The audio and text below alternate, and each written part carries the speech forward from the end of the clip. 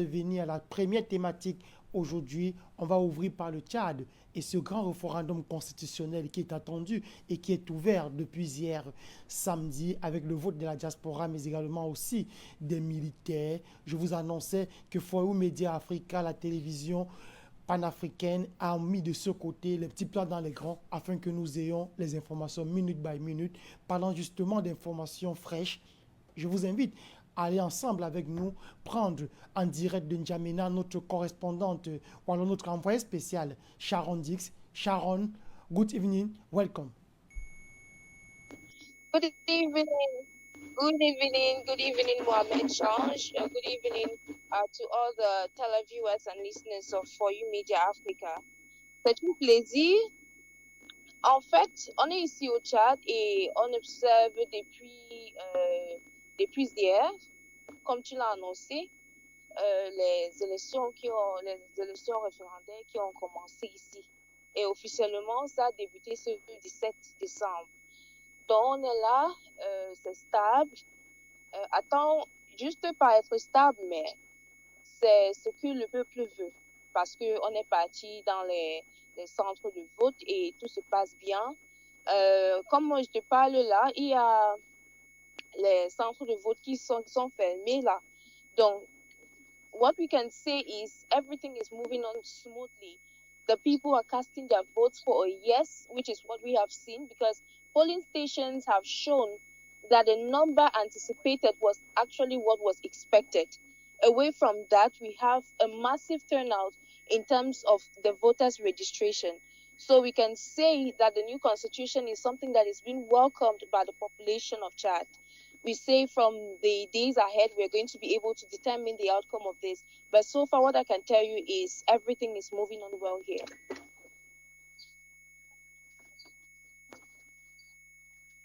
À vous, Mohamed. Oui, Sharon, justement, on reste en ligne avec vous. On apprend déjà que les bureaux de vote se sont ouverts à 7 heures du matin et que vous avez assisté depuis hier, depuis votre arrivée justement, à cet engouement du peuple tchadien qui a rué vers les bureaux de vote depuis hier jusqu'à ce matin. Est-ce que rendu à 7 heures de la journée, on annonçait quand même pour 18 heures la fermeture des bureaux de vote. Est-ce que les bureaux sont déjà fermés? Est-ce qu'il y a eu des incidents particuliers, Sharon? Non, il n'y a eu aucun incident qui a été enregistré. Parmi les bureaux de vote qu'on est passé par là, tout s'est passé au calme. Les citoyens sont venus pour s'exprimer en fait, parce que le vote c'est un moyen pour s'exprimer. On n'a pas eu d'incident et juste à présent, comme je te dis là, il y a les centres de vote qui se sont fermés. Donc, on attend encore les résultats finaux. Ok, Sharon, est-ce qu'on peut savoir, est-ce qu'on peut avoir l'issue des premiers dépouillements? C'est dans combien de temps? Les dépouillements sont déjà ouverts dans certains bureaux de vote, vous le disiez tout à l'heure. Est-ce qu'il est possible qu'on revienne vers vous avant la fin de l'émission pour avoir les premiers dépouillements? Oui, c'est possible, bref. Comme on est sur le terrain, on va vous dire ça, comment ça se passe. Mais pour le moment, on observe encore et everything is moving on well right here. Yes, everything has started. Merci infiniment à vous, Sharon Dix. Je rappelle que vous êtes l'envoyé spécial du groupe For You Media Africa du côté N'Djamena. Vous suivez pour nous, minute by minute, ce référendum constitutionnel, sans doute un référendum historique. C'est un plaisir de vous avoir en ligne tout à l'heure, Sharon. Over to you, Change. Thank you. Welcome back sur ce plateau, Dr Amel Sango. Vous avez écouté Sharon Dix qui plante le décor pour nous sur la question. Les bureaux de vote se sont ouverts à 7 heures. Il y en a parmi ces bureaux qui ont déjà refermé parce que tout le monde a déjà voté de ce côté. Est-ce que vous êtes surpris de l'ambiance qui a prévalu aujourd'hui du côté N'Djamena?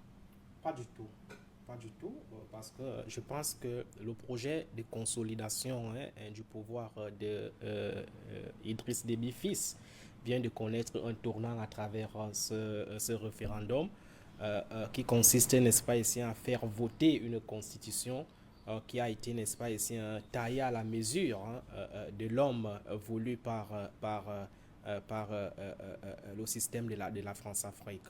Donc aujourd'hui, lorsque votre envoyé spécial nous envoie les nouvelles que ce référendum-là s'est passé dans de très bonnes conditions, ça ne doit pas surprendre, n'est-ce pas, les analystes que nous sommes, parce qu'en réalité, on a vu comment le pouvoir en place a su dompter, ou du moins, n'est-ce pas ici,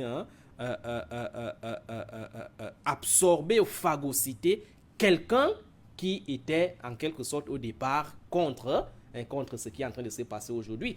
J'ai envie de parler ici de Masra, qui au départ montrait, n'est-ce pas ici, son opposition sur ce projet de consolidation de Déby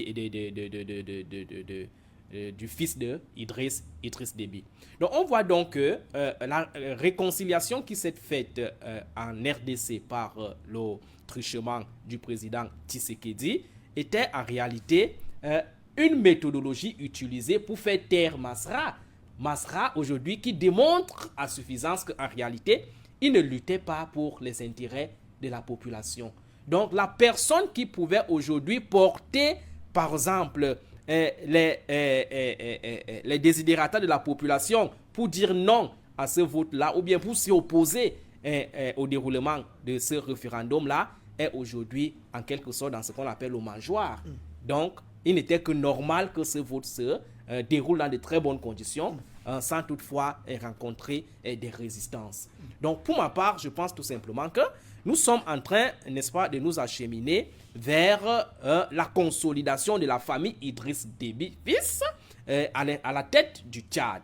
À la tête du Tchad, n'est-ce pas ici, qui aujourd'hui, malheureusement, si on fait le sondage au Tchad, vous allez vous rendre bel et bien compte que la population n'est pas du tout d'accord avec ce qui est en train de se passer.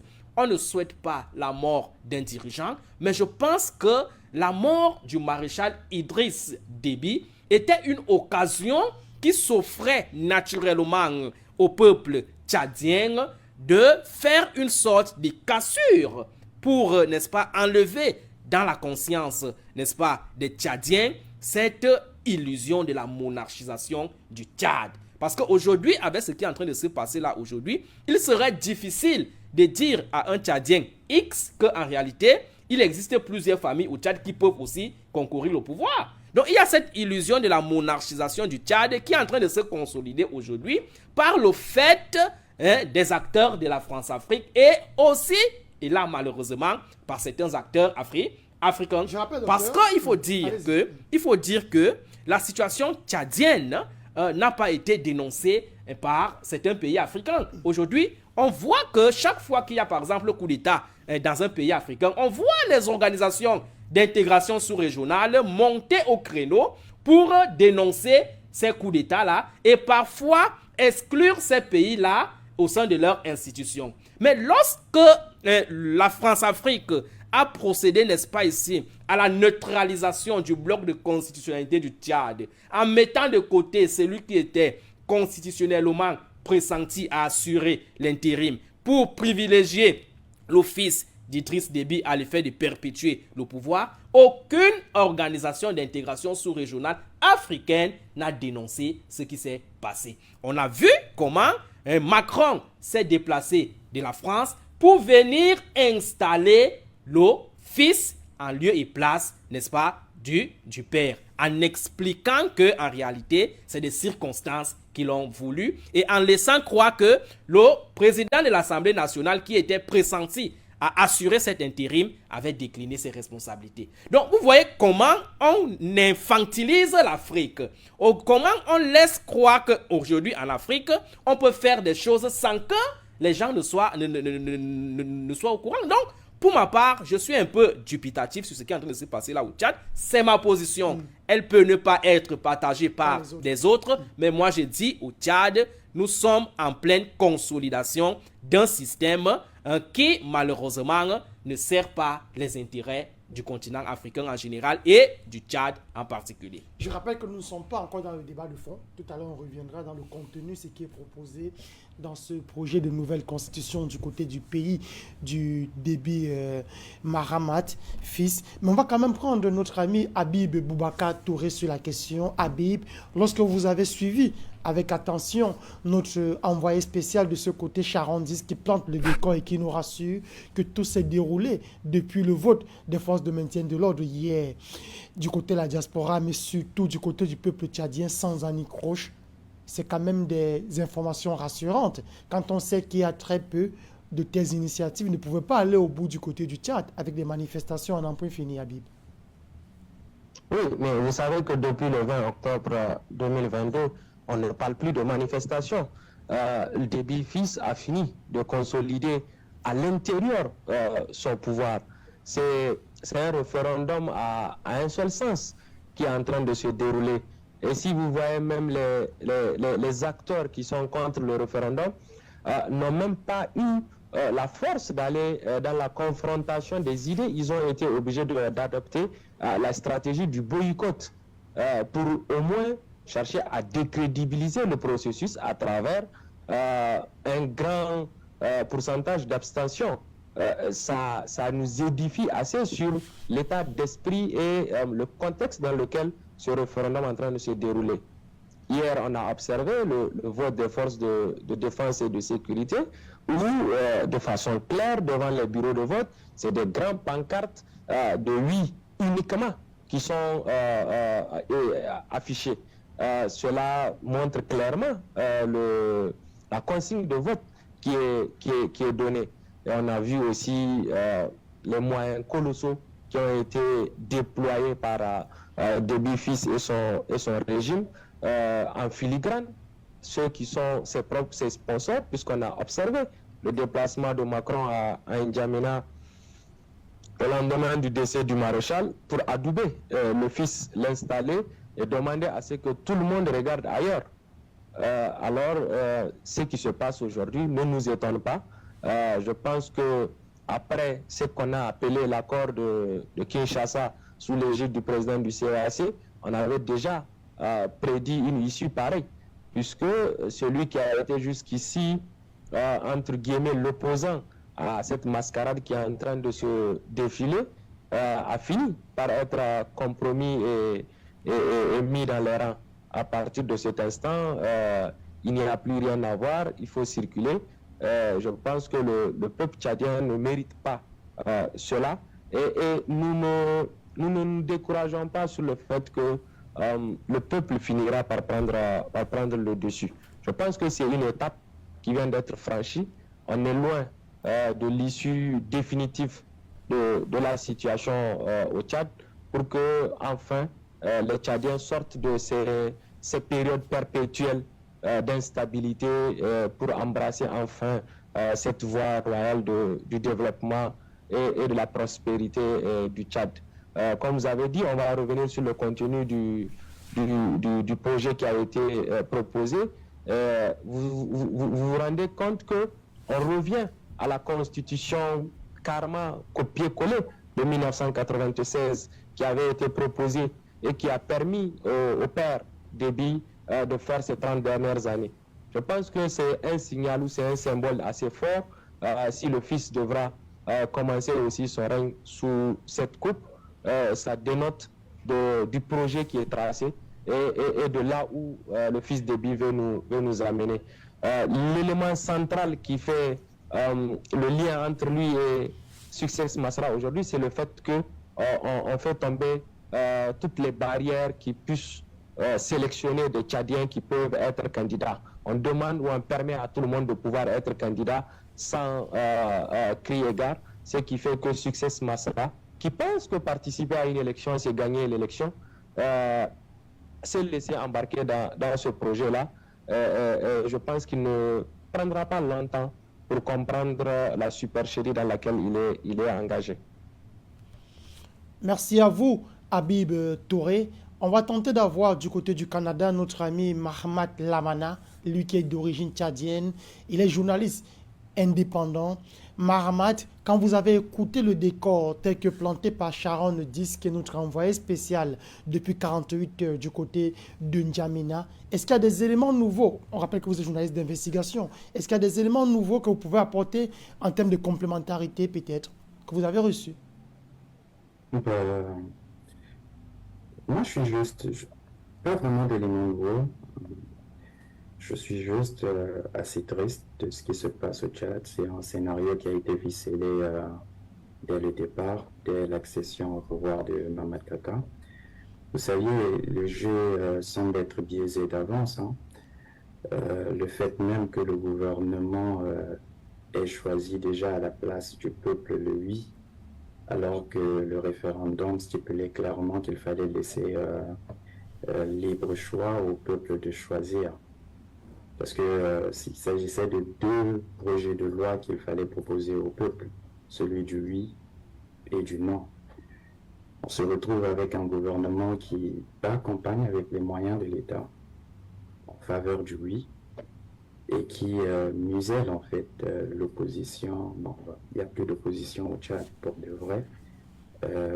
Il y a des coalitions de la société civile, un peu à l'image de Wokit Tama, qui a été obligé en fait de militer pour un boycott parce qu'on ne lui a même pas permis de battre campagne. Moi, par exemple, dans mon village au Tchad, il y a, je pense, 4 personnes qui ont été arrêtées parce qu'ils animaient en fait un meeting en faveur du non. Ils ont été arrêtés pendant 48 heures avant d'être libérés. J'en connais aussi d'autres qui ont été arrêtés à N'Djamena parce qu'ils se dirigeaient vers leur village pour battre le campagne pour le non. Des forces de l'ordre les ont arrêtés, caillassé la voiture, ils ont caillassé leur voiture et autres. Donc on n'a même pas permis en fait au peuple de battre campagne. C'est un oui, parce que d'après ce que j'entends, d'après le comité qui a été mis en place et qui est chapeauté par l'ancien chef de l'opposition du Tchad, qui est aujourd'hui Premier ministre Saleh Kebzabo. Il vise le 80%. On sait pourquoi, vers où ils veulent nous emmener. On va certainement rentrer en fait dans le contenu. Moi, personnellement, j'ai été voté hier parce que nous, de la diaspora, nous votons depuis hier. Et figurez-vous, c'est juste une petite anecdote. Quand je suis arrivé avec ma carte d'électeur, le monsieur qui me connaît très bien et qui sait que j'ai souvent des positions un peu à l'encontre du gouvernement se permet de me demander ma carte d'identité nationale. Moi, ici au Canada, je me promène juste avec la carte d'ID du Canada. Je n'ai pas besoin de me promener avec la carte. Et je ne comprenais pas pourquoi il me demandait ma carte d'identité. Et donc, je lui ai dit, écoute, je ne sais pas si tu... Excusez-moi, je ne sais pas si tu demandes à tout le monde leur carte d'identité, mais si c'est pour m'empêcher d'aller voter pour le oui, bah, il faut juste me le dire parce que moi, je suis venu pour voter pour le oui. Et c'est à ce moment qu'il me dit, bah, vas-y, Fatal, qui veut dire en arabe, tu peux aller. Et je suis parti, j'ai pris mon nom, j'ai jeté mon nom. Et je suis revenu lui dire, bah, écoute, j'ai quand même voté le non. Et de ce que j'ai vu sur place, il n'y avait que du non. Parce que quand vous déchirez votre choix, le papier, dans l'isoloir, il y a comme un box où vous jetez votre papier. Et là, il n'y avait que du oui. Donc, c'est-à-dire les gens ne jetaient que du oui. Mais on sait que c'est un référendum à un seul projet qui va nous emmener vers le oui. Pour ne pas tout de suite rentrer dans le vif du sujet, je pense que ça a été, le décor a été planté dans l'élément que vous avez fait passer au début. Ce qui est en train d'être, ce référendum, c'est juste pour sauter le verrou de l'âge qui a été introduit par le père Déby à l'époque pour empêcher Succès Masra de pouvoir se présenter aux élections présidentielles. Succès Masra n'ayant pas 45 ans, Mahamat Idriss Déby n'ayant pas 45 ans. C'est juste un scénario qui est ficelé. Je pense que c'est la dernière étape pour permettre à Mamad Kaka aujourd'hui de pouvoir se présenter à ces élections présidentielles.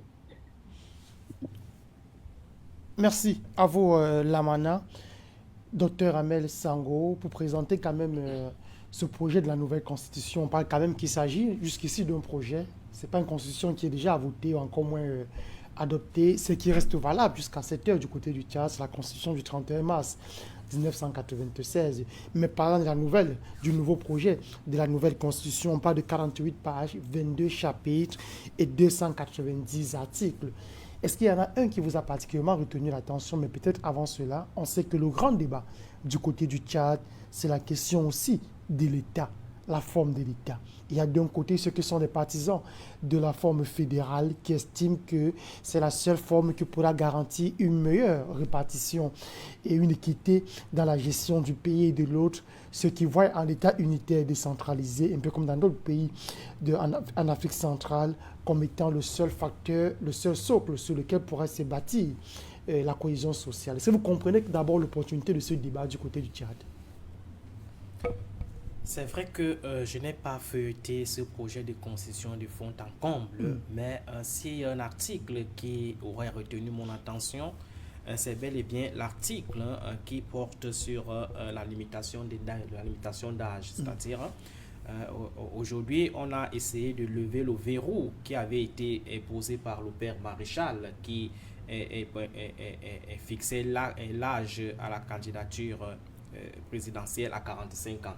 On voit bel et bien que ce projet de la constitution qui est en train de s'opérer aujourd'hui du côté du Tchad a ramené l'âge de 45 ans à 35 ans. Et vous allez donc vous rendre compte que cela n'a pas été fait au hasard, cela a été fait à dessein, parce qu'on comprend bel et bien que cet article-là vient une fois de plus consolider l'idée selon laquelle ce projet de constitution est fait, n'est-ce pas, ici, à la mesure, n'est-ce pas, ici, de la taille des dirigeants tchadiens aujourd'hui, mais aussi et surtout des turiféraires de la France-Afrique. Parce que ce soit Kaka fils, que ce soit Masra et bien d'autres leaders politiques encore au Tchad, ces leaders-là n'ont pas encore 45 ans. Donc il fallait ramener ça à 35 ans pour leur permettre d'être candidats aux prochaines élections.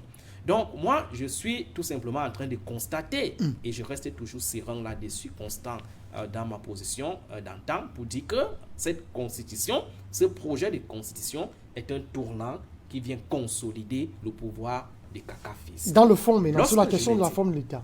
Lorsque je l'ai dit, je reviens maintenant sur la question, la fameuse problématique de la forme de l'État.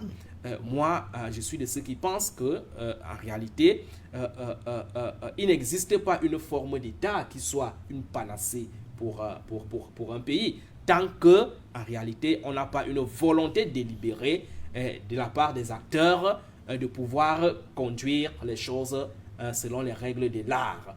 On ne peut pas aujourd'hui nous dire que l'État fédéral est mieux que l'État unitaire, encore moins l'État décentralisé, etc. Ce qu'il faut aujourd'hui dans la dynamique de libération des États africains, tout simplement, c'est des systèmes politiques qui sont portés ou soit portés par des acteurs africains capables de les mailler à leur image. Qu'est-ce qui nous oblige encore au XXIe siècle à utiliser ces systèmes politiques occidentaux? Parce que ce soit le système politique fédéral, que ce soit unitaire décentralisé, que ce soit confédéral, c'est des systèmes politiques totalement importés et qui, en réalité, n'ont pas toujours réussi à s'adapter aux réalités africaines. Donc, sur le débat de la forme de l'État, moi, je suis de ceux qui pensent que la forme de l'État n'est pas la panacée du développement aux pays africains. Ma position, c'est que les pays africains doivent même sortir de ces appellations-là, État fédéral, État décentralisé, pour définir des termes qui seront totalement des termes africains. Vous savez qu'aujourd'hui, nous sommes dans une dynamique où on parle de l'importation de l'État. L'État africain a été un État totalement importé. Et si cet État africain est aujourd'hui en crise du point de vue multidimensionnel, c'est justement parce que les États africains ont embrassé tout venant de l'extérieur sans toutefois essayer d'originaliser, n'est-ce pas ici, leur propre technique. Donc, pour sortir là-dessus, je vais tout simplement dire que malheureusement, ce qui est en train de se passer au Tchad, c'est encore un frein au combat que nous sommes en train de mener ici. Parce que lorsque vous voyez le processus de transitologie qui est en train de s'opérer en Afrique de l'Ouest à travers l'AES, c'est un indicateur important qui montre que les autres pays africains, n'est-ce pas, se devaient de rejoindre ce bateau-là. Mais malheureusement, au même moment où un certain pays essaye de sortir la tête de l'eau, on a encore des Africains qui tirent leurs pieds du bas à l'effet, n'est-ce pas, essayer de maintenir le continent africain dans la pauvreté, le sous-développement et l'exploitation du système de la France-Afrique. Habib Boubacar Touré, lorsqu'on écoute Dr Ahmed Sango, on est quand même tenté de se dire qu'on ne va peut-être pas jeter l'enfant avec le bébé avec l'eau du bain, comme on dit souvent trivialement du côté de l'Afrique.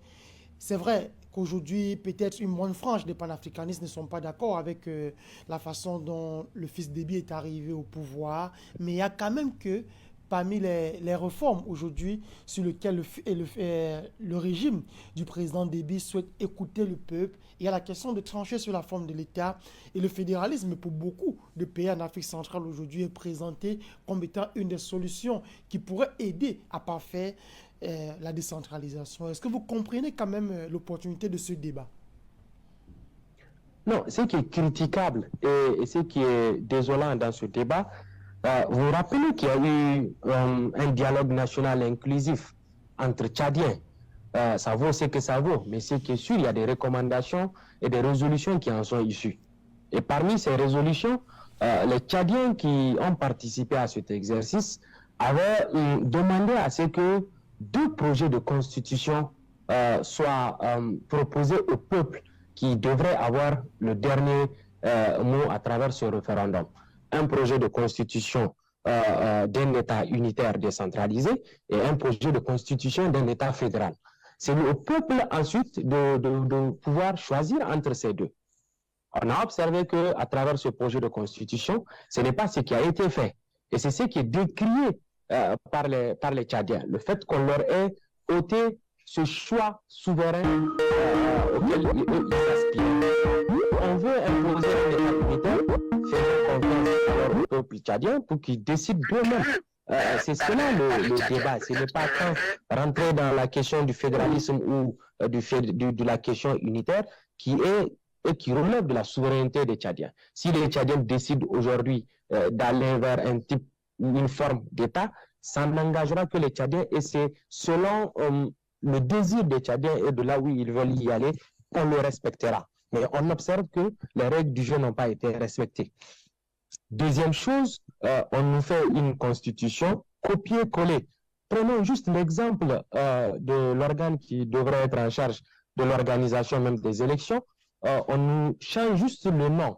On veut sortir de la question de la Commission électorale nationale indépendante pour créer une agence nationale des élections. Mais en même temps, cette agence continuera à organiser des élections tropicalisées, comme c'est en train de se faire avec ce projet de constitution à travers ce référendum. Alors, où est l'avancée à laquelle on aspire? Elle n'est pas là. De l'autre côté, on nous crée, par exemple, une cour d'appel au niveau de la cour ou du moins du tribunal militaire, pendant que l'exécutif détient encore les leviers du pouvoir judiciaire, où ils peuvent décider de condamner ou de libérer qui ils veulent. Non, l'aspiration des peuples aujourd'hui, c'est qu'on mette en place des institutions auxquelles nous croyons, que nous aurons réfléchi nous-mêmes et qui fonctionneront de par les prérogatives de chacun. Donc voilà le critique objectif qu'on pose par rapport à ce projet et par rapport à ce programme de consolidation du pouvoir Déby-Fils qui veut qu'on fasse du Déby-Père avec le fils. Merci à vous, très cher Habib Touré. On repart cette fois du côté du Canada pour tenter d'avoir notre ami Mahamat Lamana qui est toujours avec nous. Mahaman, vous êtes toujours en ligne? Oui, je suis là. Alors, Mahman, en quoi vos différents prédécesseurs, la question de la forme de l'État ne serait pas une question centrale? Qu'en est-il finalement dans le pays? À quel niveau se situe le peuple? Vous qui, au-delà de tout, êtes quand même d'origine tchadienne.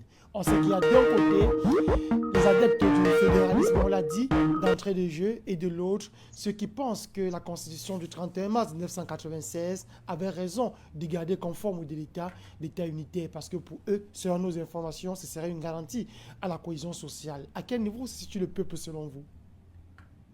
C'est bien c'est bien de le mentionner, votre dernière phrase parlant de retour à la constitutionnalité, retour à l'ordre constitutionnel. C'est ce qu'on a chanté, c'est le chantage que le gouvernement a eu à faire auprès des Tchadiens, disant que si vous votez pour le non, il n'y aura pas d'élection et Mamadou Kaka, il n'y aura pas de retour à l'ordre constitutionnel. Par contre, si vous votez oui, il y aura un retour à l'ordre constitutionnel et des élections l'année prochaine. C'est ce qui a été vendu au peuple tchadien. Malheureusement, vous saviez, on est en Afrique et donc les peuples, donc beaucoup, je veux dire, bon, je vais juste rester sur le cas du Tchad. Le peuple tchadien n'est pas un peuple assez avisé, je veux dire, la majorité de la population est moins avisée, pour ne pas employer certains termes. Et donc, ça a été facile pour le gouvernement de pouvoir vendre cela. Le problème au Tchad, c'est pas la constitution, c'est pas les dispositions de constitution, c'est juste de la volonté politique, les manœuvres politiques. La constitution de 1996 est jugée comme la meilleure des constitutions que le Tchad ait eue jusque-là. Mais Déby, père, a changé 4 fois la constitution. Qu'est-ce qui a changé? On est passé de la constitution de 1996 à la première république, à la deuxième république, à la troisième république, à la quatrième république. Et maintenant, on revient encore avec un référendum censé nous emmener vers des constitutions. On a tout essayé au Tchad. La dernière constitution de la quatrième république avait exclu la primature. Maman Lamana, on revient à vous dans un... Oui, s'il vous plaît, Marman. Oui. On revient à vous dans un instant, le temps d'avoir nos amis qui tentent déjà de nous envoyer. Ils souhaitent aussi apporter leur part de contribution sur la question du Tchad aujourd'hui. C'est Dédé qui appelle. Dédé, bonsoir et bienvenue.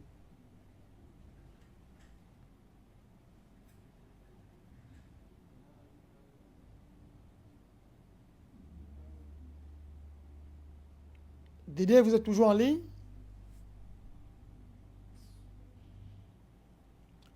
Ok, très cher Lamana, vous pouvez continuer. Le temps peut-être que l'appelant revienne. D'accord. Donc je disais, tout a été essayé au Tchad, on a exclu la primature, on est revenu avec un projet qui était censé la quatrième république avait déjà prévu le Sénat. Je ne pense pas que le Sénat soit la meilleure des options pour le Tchad, ça coûte déjà extrêmement cher. Et à chaque fois qu'on a changé la constitution au Tchad, c'était juste des manœuvres politiques pour permettre, en fait, dès 1996. Allô? Oui, monsieur Lamana, on revient à vous dans un instant. Dédé, bonsoir et bienvenue. Oui, bonsoir, monsieur Mohamed. Excusez-moi, j'avais mon micro qui était coupé. Bonsoir à vos invités et bonsoir à tous les téléspectateurs de For You Media. Mes profondes excuses à votre panéliste qui a été interrompu parce que, comme vous le savez, c'est très, très difficile de vous avoir et heureusement, et je les remercie pour cela, que la technique fait de son mieux pour que nous soyons connectés à vous. Cela dit, monsieur Mohamed, moi, je vais regarder un peu plus loin pour que vraiment nous cessions de nous battre pour des futilités. On a vu la plupart du temps dans nos pays que les référendums sont des règlements de compte entre ceux qui sont au pouvoir et les membres de l'opposition. La preuve, cet article qu'a signalé le docteur sur votre plateau, qui a bien montré que le père l'avait fait contre Masra et maintenant ça frappe son fils. donc ça, moi je dis, il faudra regarder ça au-delà de cela. Quand je dis au-delà, ça veut dire quoi? Ça veut dire le combat aujourd'hui que vous menez, M. Mamad, avec vos collègues, qui tenait le panafricanisme, ce n'est pas la guerre entre les Tchadiens. Le problème, c'est le peuple tchadien face au peuple coréen, à la jeunesse américaine, à la jeunesse sud-américaine, etc. Donc nous ne devons plus nous battre entre nous. Je dis ça comme ça au passage, pour signaler à ceux qui disaient que Masra ne devait pas accepter, ne devait pas participer. Je vous dis, c'est pas important. Masra a eu raison de participer. Il aurait pu, je veux dire, Monsieur Déby aurait pu prendre un décret et dire que bon, sur cette partie de la Constitution, on la modifie comme ça. Mais bon, comme la Constitution, pour la modifier, il faut toujours passer par un référendum. On perd du temps là. Mais pour moi, je souhaite que le oui passe pour qu'on avance et que les Tchadiens sachent que la guerre n'est pas entre les Tchadiens, c'est entre nous les Africains face aux autres continents. C'est pareil. Pour étendre, pour ne pas trop perdre du temps, je dis, M. Kagame n'a aucun intérêt à faire la guerre contre le Congo. Si M. Kagame fait la guerre contre le Congo, à la fin, les deux seront les esclaves des Européens. Mais par contre, si les deux se mettent ensemble, ils ne seront jamais les esclaves des Européens. Je prenais ça à une plus grande échelle pour que vous compreniez, mais pour revenir au Tchad et dire, le combat n'est pas entre nous les Tchadiens. Le combat, c'est quelle est la jeunesse qu'il nous faut demain pour affronter cette compétition parce que la planète, la planète est finie, elle n'est pas infinie. Donc, la compétition devient de plus en plus dure. Et si nos jeunesses ne sont pas unies, préparées pour faire face à cette bourrasque qui vient de l'extérieur, mais ça, on va nous balayer comme comment on appelle ça, comme du papier découpé. Voilà ce que je souhaitais dire, M. Mahamad, juste pour apporter mon grain de sel à la chose. Bonne journée à vous. Merci infiniment à vous et bonne fin de soirée également, très cher Dédé. C'est notre frère Lamana qui avait la parole. On vous écoute. Oui, nous, on n'a pas de problème que la constitution au Tchad soit changée. Mais s'il faut changer la constitution pour régler des problèmes au Tchad, on est partant. Mais s'il faut changer la constitution pour permettre de pérenniser en fait un régime qui est déjà arrivé au pouvoir par des manières frauduleuses et qui cherche à pouvoir se pérenniser, pourquoi l'accompagner? Il s'agit en fait de l'avenir du Tchad, hein? Il s'agit de l'avenir de nos Tchadiens. Je ne sais pas si ce monsieur qui est entré est tchadien, je pense, parce que le nom Dédé, c'est un nom tchadien, qui est d'ailleurs même de ma région. Mais il faudrait être conscient qu'il s'agit de l'avenir du Tchad. Mamad Kaka, quand il est arrivé au pouvoir, il avait promis en fait organiser des élections présidentielles au bout de 18 mois. C'était les gadgets qu'il a eu à prendre auprès du peuple tchadien, qui a été même d'ailleurs entériné adoubé par la France. C'était sur le fait qu'il devrait rester juste 18 mois. 18 mois après, il a pris goût au pouvoir. Et il est parti dans un projet de référendum, de dialogue national. Ce dialogue national c'était pourquoi? C'était juste pour emmener en fait les Tchadiens à dire que Mamad Kaka peut maintenant se présenter aux élections présidentielles. Et même là, Mamad Kaka n'était toujours pas éligible, étant donné qu'il n'a pas 45 ans et que la Constitution ne le permet pas de pouvoir se présenter aux élections présidentielles. Et c'est pour cela qu'il est revenu avec ce référendum du oui. Un référendum, c'est soit oui ou non, vous laissez le choix au peuple tchadien. Mais à partir du moment où vous biaisez d'avance le jeu en battant campagne avec les moyens de l'État pour un oui, et vous dictez même le choix au peuple tchadien d'aller voter pour un oui en faisant des chantages, pourquoi soutenir cela? Il faudra être, je ne sais pas, aujourd'hui, moi c'est comme je l'ai dit, 96, Idriss Déby est venu au pouvoir, il a changé les élections, il a changé, c'est symbolique, comme le disait tout à l'heure M. Boubacar Touré, c'est un retour en arrière, il est venu en 96, il a changé il est resté 33 ans. On revient encore avec un même jeu de 96 pour pouvoir nous ramener une constitution qui a été jugée en 96 pas bonne, c'est pour cela qu'il a été changé, on la ramène en 2023. 34, 35 ans après, pour faire croire au peuple tchadien que c'est la bonne. Il n'y a pas un problème, que ce soit unitaire ou un État unitaire ou un État référendaires au Tchad, pour moi, les deux sont pas mauvaises. Le problème, c'est juste la volonté politique de pouvoir changer les choses au Tchad. Mais si c'est pour accompagner en fait des gens qui sont déjà au pouvoir et qui, par des manœuvres politiques, voudraient pouvoir se pérenniser, installer un pouvoir qui va rester encore pendant 33 ans et qui n'aura pas vocation à régler les problèmes du peuple tchadien, moi, je suis pas partant pour gérer ça, pour aider ça. Le problème aujourd'hui au Tchad, je voudrais pas vraiment m'éterniser, mais c'est que vous voyez par exemple le frère tout de suite qui vient de dire en fait que lui, il est prêt à accepter cela. C'est la même chose. Les Tchadiens aujourd'hui sont affamés en fait. Le gouvernement, le régime en place a affamé les Tchadiens en leur faisant croire que si vous voulez avoir un poste, vous voulez avoir un travail, vous voulez avoir des meilleures conditions, c'est qu'il faut être avec le gouvernement. La seule manière de pouvoir aujourd'hui avoir un travail au Tchad, c'est de militer pour le régime en place. Et voilà. Mais on va rester sur ça pendant combien de temps? Merci. Merci à vous, Lamana, Dr Amel Sango. On revient maintenant à une question qui vous tient particulièrement à cœur, c'est de l'âge. C'est de cet âge qui a été retouché dans le projet de la nouvelle constitution. On le sait, la constitution du 31 mars 1996 ramenait l'âge à 45 ans. Et aujourd'hui, on a chuté de 10 ans. Est-ce que vous comprenez le choix de cette décision de ramener à 35 ans? On va peut-être vous rappeler qu'on est dans un contexte où plusieurs panafricanistes demandent à ce que la jeunesse prenne le relais. Est-ce que n'était peut-être pas-il opportun aujourd'hui de ramener l'âge à 35 ans au regard non seulement de cet appel, mais aussi des réalités au niveau de la sous-région, avec les pays comme le Cameroun où on sait que pour être candidat, c'est sensiblement les mêmes âges?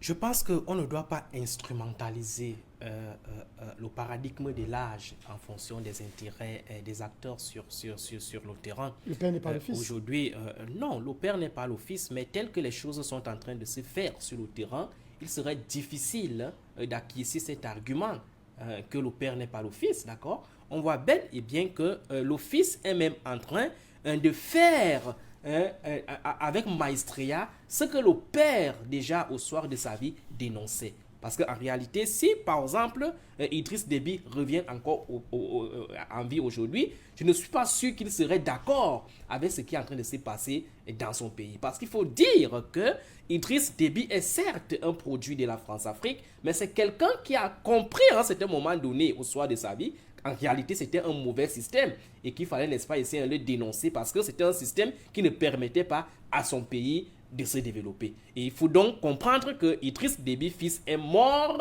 d'accord, justement à cause de ses discours qu'il tenait, mais aussi et surtout de ses orientations, n'est-ce pas, des actions sur le terrain. Donc, il faut comprendre que sa mort n'est pas venue ex nihilo. Donc, aujourd'hui, lorsque vous faites une adéquation entre père et fils, j'ai dit, oui, c'est une bonne adéquation, mais on assiste aujourd'hui à une sorte d'instrumentalisation du paradigme de la jeunesse à des fins politiques. Monsieur Change, moi, je pense que l'Afrique aujourd'hui a besoin des institutions fortes et des hommes forts. C'est Barack Obama qui disait dans l'un de ses discours que l'Afrique n'a pas besoin des hommes forts, mais des institutions fortes. Moi, je dis, l'Afrique a besoin des deux. Parce que si les institutions étaient fortes au Tchad, on n'aurait pas mis de côté le président de l'Assemblée nationale pour privilégier... Il a démissionné, docteur. Non, bon, ça, monsieur, bon, vous faites votre travail, de journaliste. Mais officiellement, il a démissionné, mais il serait très difficile aujourd'hui d'accepter que le président de l'Assemblée nationale aurait démissionné, compte tenu, n'est-ce pas, ici, des enjeux qui s'opéraient à l'intérieur du système. Donc, je suis en train de dire que si les institutions tchadiennes avaient un tout petit peu été fortes aujourd'hui, on ne serait pas en train de vivre ce que nous sommes en train de vivre là aujourd'hui. Donc, moi, j'en appelle au respect des institutions. On doit, n'est-ce pas, ici, définir des institutions importantes, fortes, et les respecter. Parce que c'est l'homme qui fait les institutions, mais c'est les institutions qui encadrent la vie politique dans un pays. Aujourd'hui, qu'est-ce qui nous prouve, par exemple, que demain, après-demain, ce projet de la Constitution tel qu'il est voté ne sera pas galvaudé par d'autres personnalités demain. et assister au même scénario qu'on a assisté après la mort d'Idriss Déby, rien ne nous assure que cette constitution, qui est pourtant le gardien de la République tchadienne, le gardien, n'est-ce pas ici, de nos valeurs, elle sera respectée demain lorsque les intérêts des personnes X seront mis en jeu. Donc aujourd'hui, il faut savoir que le fait qu'on ait ramené l'âge présidentiel de 45 ans à 35 ans, du point de vue, n'est-ce pas ici, de la jeunesse, c'est une bonne chose, mais on voit bel et bien que cela n'a pas été fait pour la jeunesse sur le plan général, parce qu'il n'y a pas que Idriss Déby, Kaka et Masra qui soient des jeunes au Tchad, mais on se rend bel et bien compte que ce changement de l'âge-là a été opéré parce qu'on voulait privilégier de certains acteurs. Donc, il faudrait que cela s'arrête. Dans une république, il y a deux choses qui encadrent la république. Il y a l'isonomie, qui est l'égalité de tous les citoyens devant la loi, mais aussi et surtout l'isocratie, qui est l'égalité de tous les citoyens devant le pouvoir. Aujourd'hui, il faudrait que ces deux principes-là soient implémentés dans nos différents États. On ne doit plus laisser l'impression que les États sont, n'est-ce pas ici, la chose d'une catégorie particulière d'individus. On ne doit pas laisser cette impression-là. On doit, n'est-ce pas ici, développer des techniques de management intégratif, des techniques qui incluent tout le monde. On ne doit pas léser on ne doit pas léser certains citoyens pour privilégier certains autres citoyens. Donc au Tchad aujourd'hui, voilà ce à quoi nous assistons aujourd'hui. Malheureusement, c'est la France-Afrique qui est en train de se consolider là. Mais je suis sûr et certain que dans les jours à venir, le peuple va se réveiller.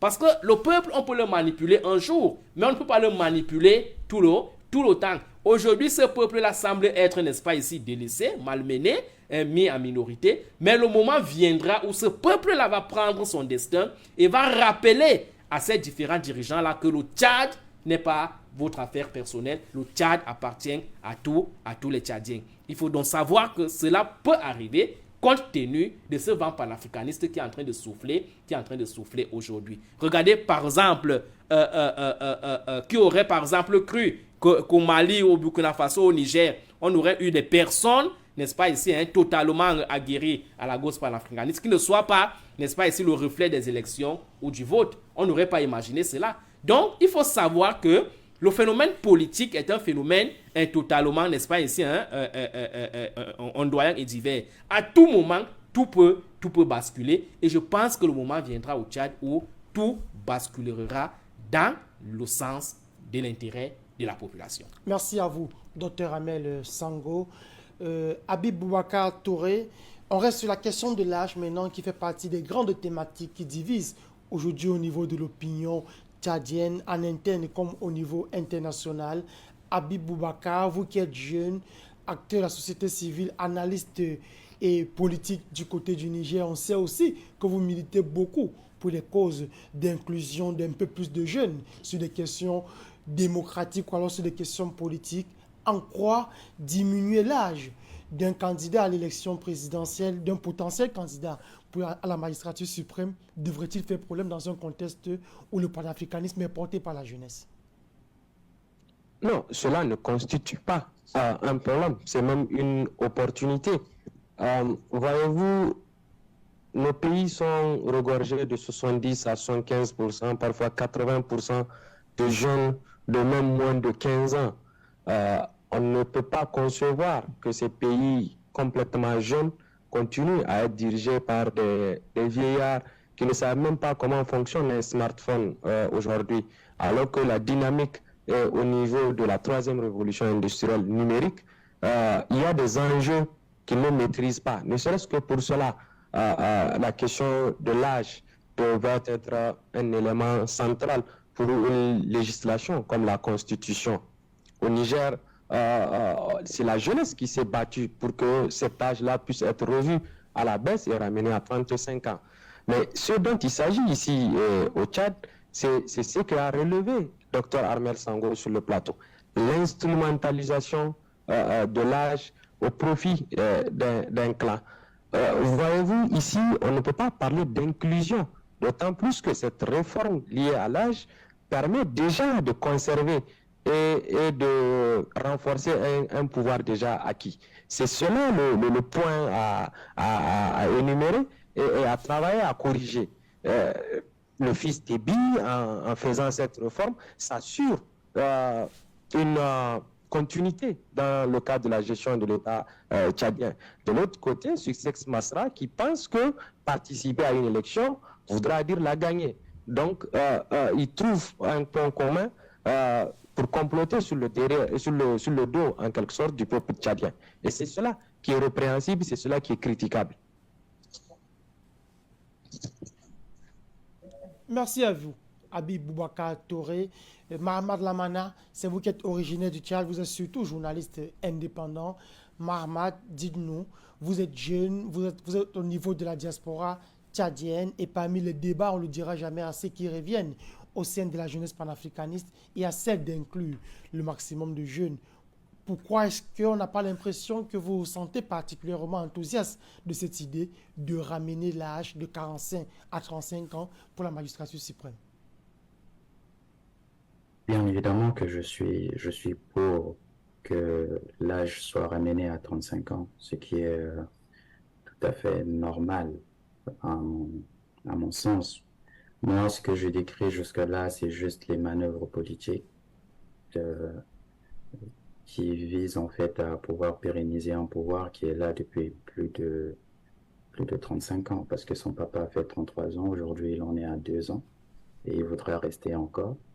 Si les jeux politiques sont respectés et sont faits dans la transparence, bien évidemment que je suis d'accord, mais je refuse en fait d'être complice en fait d'une machination orchestrée de bout en bout. Le Tchad a manqué en fait la chance d'emprunter le chemin panafricaniste lors du décès du président Idriss Déby Itno en 2021, en nous imposant en fait Mahamat Idriss Déby. C'était vraiment l'occasion pour le Tchad de partir sur des nouvelles bases, de s'affranchir de ce régime qui est là depuis plus de 35 ans et qui n'a rien apporté de positif. Le Tchad est un pays pétrolier, mais on a tous les problèmes du monde. Problème d'électricité, jusqu'aujourd'hui, même dans la capitale, on n'a pas d'électricité. Pauvreté, redistribution même de la richesse. Pourquoi je pense que le fédéralisme serait mieux pour le Tchad? C'est à cause de la redistribution de la richesse. Nous savons tous qu'au Tchad, le pétrole, la plus grande partie de la richesse du Tchad se trouve au sud. Le pétrole du Tchad aujourd'hui est exploité à Doba, qui est au sud du Tchad. Mais à Doba, à l'heure actuelle où je vous parle, il n'y a même pas un hôpital. À l'heure actuelle où je vous parle, les enfants étudient au sol. À l'heure où je vous parle, il n'y a pas de route. Il n'y a rien. Rien n'a été fait à Doba, dans la ville pétrolière. Comme si c'est fait exprès, je ne sais pas. Mais pendant ce temps, on prend l'argent du pétrole tchadien qui est exploité au sud pour aller développer le nord, c'est-à-dire la région où le pouvoir, la région dite islam, mais musulman, d'où moi-même je viens, mais que je trouve pas du tout judicieux. On prend l'argent de Doba pour aller construire un hôpital, un aéroport dans des zones enclavées, rocailleuses. C'est une injustice. Et on ne peut pas construire en fait un pays dans l'injustice. C'est pour cela que je pense qu'aujourd'hui, le fédéralisme va faire en sorte que chacun va pouvoir être maître du destin de sa région, de sa localité et de pouvoir développer. Mais s'il faut, dans une mauvaise redistribution continuée avec un État unitaire, je ne pense pas que ce soit le meilleur choix. Pour moi, je pense que ce soit un État unitaire ou un État fédéral, le problème se situe dans le respect des règles, dans le respect de la Constitution et des dispositions qui ont été établies. 45 ans, 35 ans, pour moi, le problème ne se pose pas là. Idriss Déby, en 2020, je pense, lors de sa 4e République, quand il a changé la Constitution et qu'il a sauté le verrou de l'âge en menant à 45 ans, il avait fait pour empêcher Succès Masra de se présenter aux élections, mais il n'avait pas la lecture du futur. Il ne savait pas que ça pouvait, quelques années plus tard, empêcher en fait son fils, contraindre son fils, empêcher son fils, je voulais dire, à ne pas se trouver. Et donc, tant qu'on va continuer sur ça, on va toujours faire un retour en arrière. Idriss Déby, de son vivant, chaque 10 ans, il changeait la Constitution. Il change la Constitution. 10 ans après, quand il arrive, quand il ne peut pas se présenter, il change encore la Constitution pour le permettre encore de pouvoir rester briguer 2 mandats. 10 ans après, il revient, il dit non, c'est pas bon, il faut encore changer. Devons-nous continuer sur ça? Je pense pas. Le problème aujourd'hui encore au Tchad, c'est que on ne respecte même pas le choix du peuple. Aujourd'hui, je suis sûr que malgré les moyens qui ont été mis pour battre campagne en faveur du oui, je suis sûr et persuadé que une grande partie du peuple tchadien a voté pour le non. Mais les résultats qui vont sortir, eh bien, c'est bien que votre correspondant ait noté que tout s'est passé dans le calme, mais le jeu ne se joue pas là. Le jeu se joue après, lors du dépouillement. On va encore ne pas respecter le choix du peuple tchadien et nous emmener vers un chemin que le peuple tchadien n'a pas choisi et en faveur, en fait, d'un seul homme, d'un seul clan. Je vous rappelle, ceux qui sont aujourd'hui dans le clan de Mamad Idriss Déby et qui ont changé les élections en 1996 pour permettre à Idriss Déby, père d'accéder au pouvoir de manière constitutionnelle après son coup d'État. Et ceux qui ont changé pendant tout le règne de Idriss Déby, père jusqu'à ce jour, sont les mêmes qui sont aujourd'hui autour de Mamad Idriss Déby. Et ce sont les mêmes qui ont écrit cette nouvelle constitution. Et ce sont les mêmes qui conseillent Mamad Idriss Déby en ce moment, Kaka, le fils. On n'invente pas la roue, ils n'inventent pas la roue. C'est les mêmes recettes qu'on sert au peuple tchadien.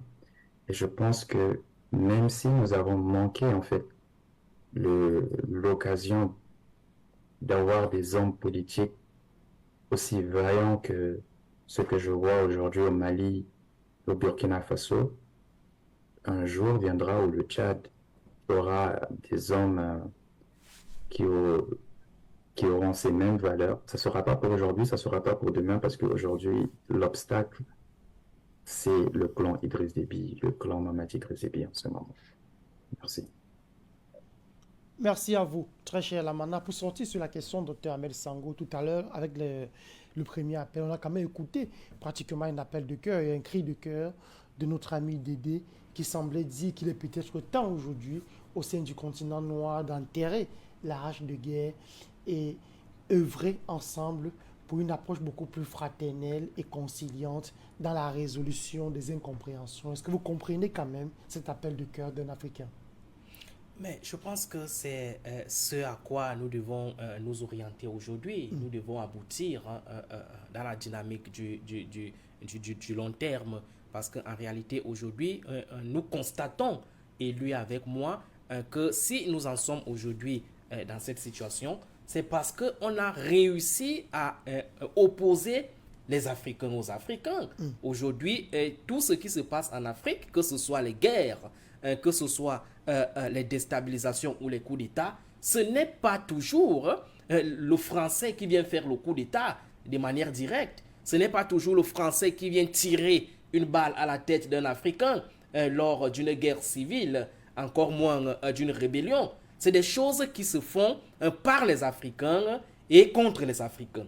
Donc, l'enjeu aujourd'hui, c'est de comprendre qu'en réalité, nous sommes instrumentalisés, nous sommes, n'est-ce pas, ici manipulés par cette puissance occidentale qui utilise ce jeu pour manipuler, pour sauvegarder leurs intérêts. Donc, ce que l'appelant a dit là tout à l'heure, Dédé a dit tout à l'heure, c'est ça l'objectif. Une prise de conscience dans une crise de conscience. pour comprendre qu'en réalité, ton ennemi n'est pas ton frère. Ton ennemi n'est pas l'Africain. Ton ennemi se trouve ailleurs. Mais pour qu'on en arrive là, il faudrait donc un travail de prise de conscience sur le plan interne. Qui commence par quoi? Qui commence d'abord par une sorte d'introspection. D'abord, sur le plan interne, en posant des actes de libération.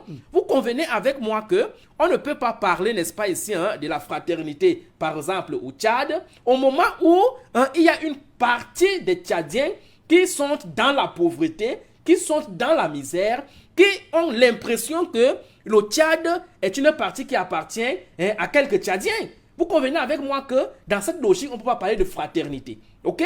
Donc aujourd'hui, pour qu'on en arrive là, il faudrait que les acteurs africains posent des politiques qui vont inclure tous les citoyens africains. On ne doit plus poser des politiques totalement calquées des politiques occidentales aujourd'hui. Et on a donc l'impression nette que dans certains pays africains, et le Tchad particulièrement, puisque c'est ce pays-là qui fait l'objet de notre exploration ce soir, c'est que nous avons l'impression que tout ce que Idriss Déby Kaka est en train de proposer aujourd'hui, en termes de gouvernementalité, il n'y a rien qui soit, n'est-ce pas ici, original. On voit tout simplement qu'il est en train de perpétuer les éléments de la France-Afrique. Donc voilà ce qu'il faut dénoncer. Pour qu'on arrive donc à une sorte de politique de fraternité, il faudrait que nos acteurs intègrent que l'Afrique peut se développer avec ses propres moyens, avec ses propres paradigmes, avec ses propres terminologies, parce que moi je suis de ceux qui pensent qu'on doit également faire des réformes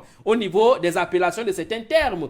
Coup d'État, démocratie, système fédéral, système unitaire, c'est des terminologies totalement occidentales. L'Afrique peut en créer parce que l'Afrique a des moyens sur le plan scientifique. Donc on doit se dépouiller de tout ce qui concerne l'impérialisme. L'impérialisme, il n'est pas seulement en politique. L'impérialisme est dans tous les domaines, même dans ta façon de te vêtir, la façon de manger, la façon de parler, la façon, n'est-ce pas ici, de prendre des références sur le plan scientifique, c'est de l'impérialisme. On doit couper tous ces liens d'impérialisme pour implémenter des liens nouveaux qui pourront cette fois-ci être adossés aux réalités africaines. Et c'est pour cela que moi je milite pour la dialectique du déconstructivisme-constructivisme. On doit déconstruire tout ce qui nous a été imposé, tout ce qui nous a été imposé par les colons, depuis l'esclavage, en passant par la colonisation et l'impérialisme, pour penser l'Afrique totalement africaine. Aujourd'hui, nous sommes en train de voir à travers l'AES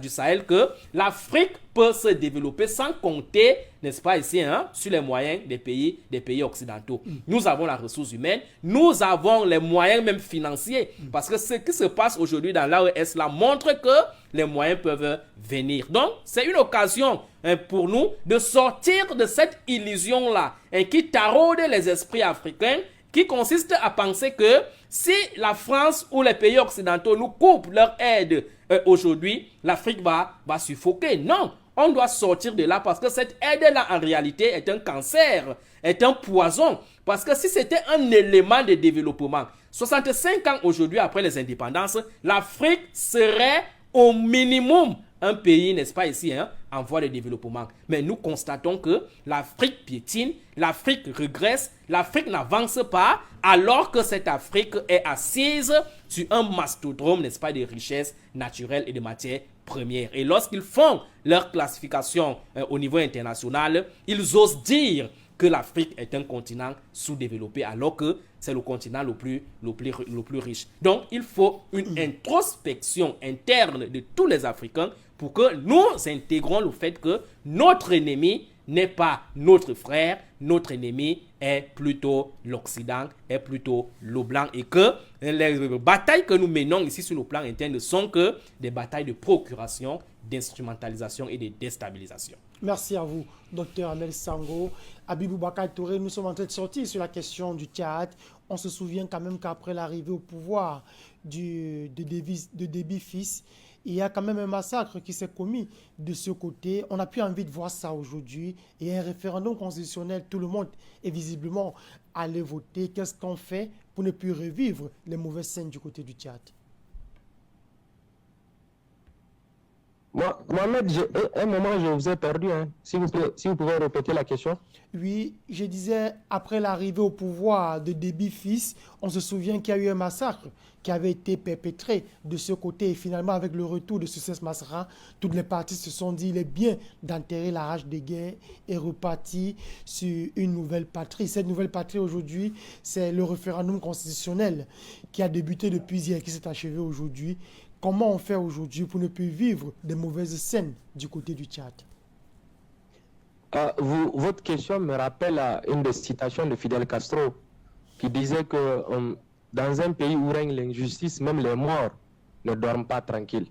En ce sens que ce qui s'est passé le 22 octobre 2022 est inacceptable dans un pays et porte les germes déjà d'une instabilité. C'est normal qu'on aille vers des discussions pour réellement mettre bas à terre. Mais c'est inadmissible qu'on fasse économie d'une justice dans cela.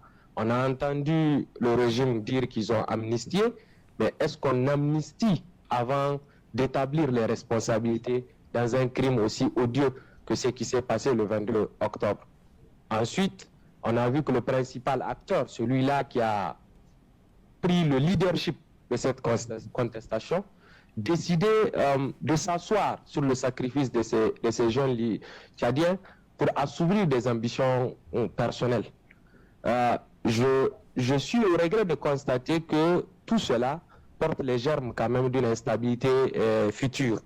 Et comme l'a relevé tout à l'heure Lamana, cette situation ne peut pas perdurer. Autant le Niger, le Mali, le Burkina peuvent s'asseoir sur des jeunes patriotes pour aller vers une refondation réelle et l'accaparement de notre souveraineté et de nos libertés, je pense que le Tchad, on peut retarder l'échéance, mais on ne peut pas faire l'économie d'une telle issue au niveau du Tchad. D'autant plus que tout ce qui est en train d'être fait aujourd'hui se fait sous le couvert de l'injustice et de la sous-podriation. Ça ne peut pas tenir, c'est trop fragile pour que ça puisse tenir. Et vous verrez dans les mois à venir, avant même l'élection présidentielle, ceux qui ont fait bloc aujourd'hui contre le peuple tchadien, ce bloc-là va se fissurer au gré des intérêts individuels.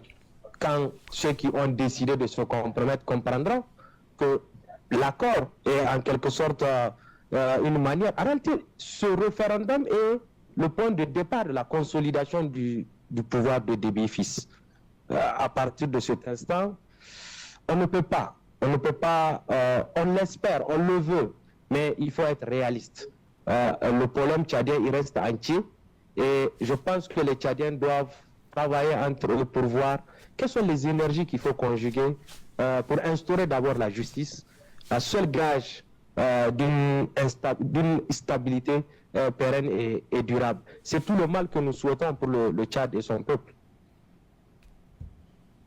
Merci à vous, Habib. On tente d'avoir cette fois Mahamat Lamana. Lamana, dites-nous sur quel levier peut s'appuyer le Tchad aujourd'hui pour ne plus vivre les tristes scènes qu'on a vécues par le passé, surtout ces derniers mois. Reposer sur la justice et l'égalité. Malheureusement, si on emprunte encore le même chemin qu'on a emprunté, en fait, qu'on a décidé d'emprunter avec le père Déby en 96, les mêmes erreurs produisent les mêmes effets. Ça ne sera pas fini tout de suite, les rébellions, les manifestations et tout ce qui a caractérisé en fait le Tchad jusque-là et qui a fait que nous sommes encore très en retard. Moi, ce que je peux dire, c'est que je n'ai pas parlé de Succès Masra. Mais Succès Masra, c'est quelqu'un que je connais il y a très longtemps, depuis la Tunisie, avec Ahmed El Maloum, depuis quand il était à la BAD et qu'il nous réunissait avec son projet Génération ABCD jusqu'à son retour au Tchad. C'est sur nous qu'il s'est reposé au départ avant d'être ce qu'il est aujourd'hui. C'est quelqu'un que j'ai eu beaucoup de temps, j'ai beaucoup discuté avec lui et que je connais très bien. C'est pas lui la solution du Tchad. C'est pas lui. C'est un rêveur, c'est quelqu'un qui est très ambitieux, mais qui est très avisé aussi. Euh, il sait très bien que c'est pas pour maintenant. De la géopolitique au Tchad, si c'est fait que lui, président de la République du Tchad, c'est pas pour maintenant. Et donc, tout ce qu'il est en train de faire, c'est d'abord pour lui.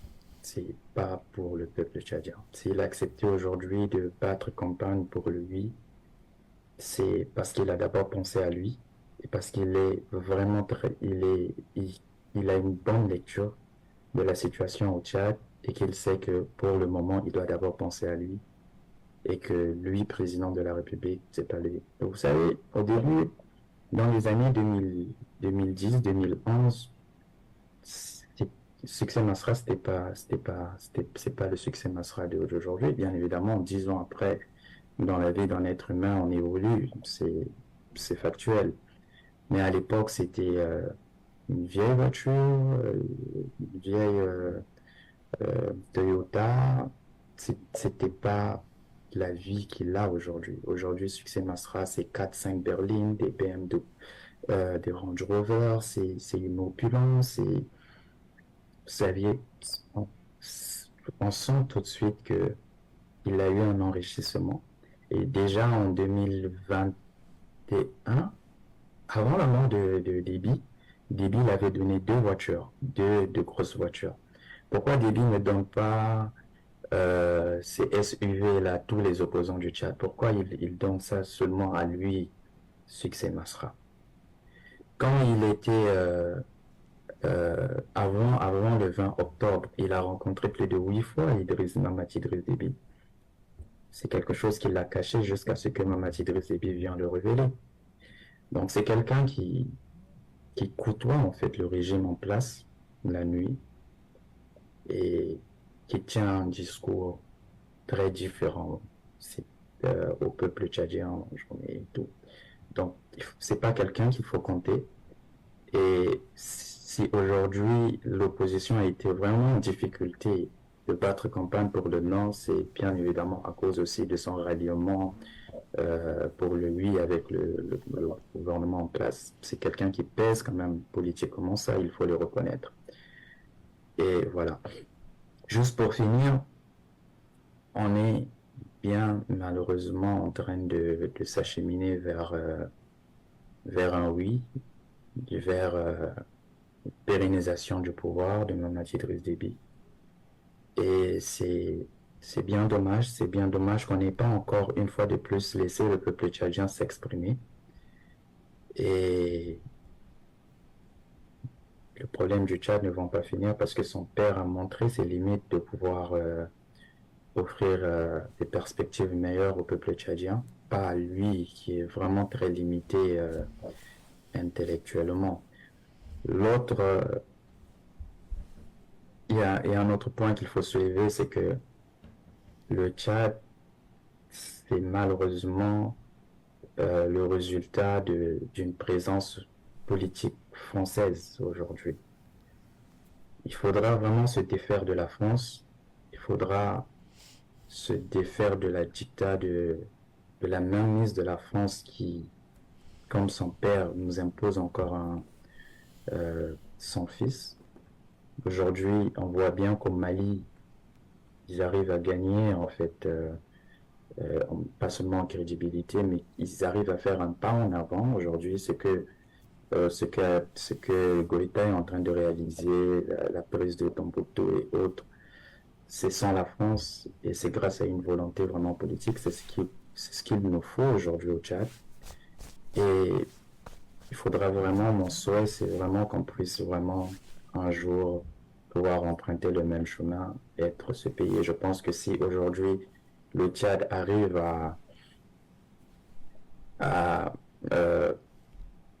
en fait à rejoindre le Niger, le Mali, le Burkina, dans leur lutte de vouloir s'affranchir, parce que ça sera vraiment une victoire énorme pour l'Afrique. Et ça sera un départ pour un développement pour l'Afrique. Merci. Merci infiniment à vous, très cher Mahamat Lamana. On rappelle que vous êtes journaliste indépendant, vous êtes d'origine tchadienne et que vous résidez actuellement du côté du Canada. Et vous nous preniez à cette émission exceptionnellement pour la thématique concernant le Tchad. Merci à vous d'avoir été disponible pour le programme Grand Angle. C'est d'ailleurs votre première. N'oubliez surtout pas de vous abonner et d'activer la cloche de notification pour ne rater aucune de nos prochaines vidéos.